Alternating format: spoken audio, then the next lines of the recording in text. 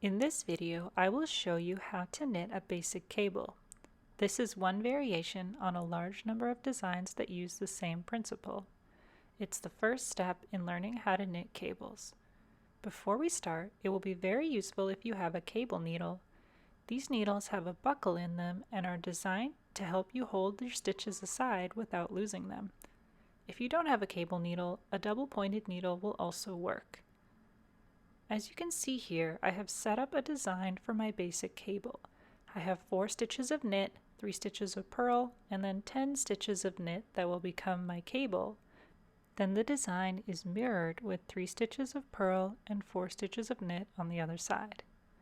I have already knit 10 rows of my pattern. This is equal to the width of the cable. And now I am ready to work the first twist in my cable. First, I will knit my pattern as established, up until the center section of 10 stitches.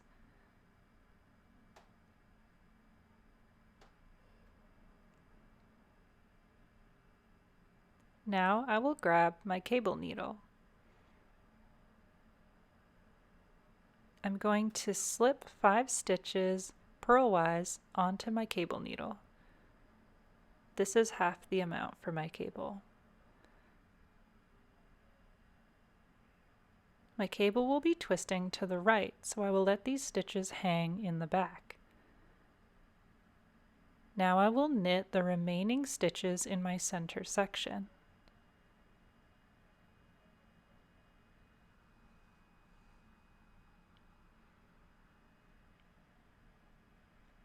Once I'm finished knitting those, I will go back to the stitches that are on my cable needle and knit across those 5 stitches. This can be a little tight and uncomfortable, but just try to knit them as normal.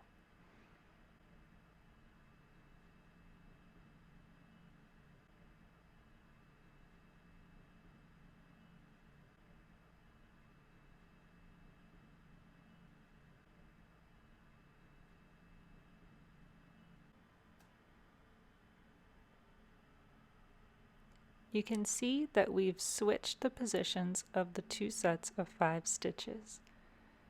Now I can just continue knitting across the rest of the stitches as I've already established.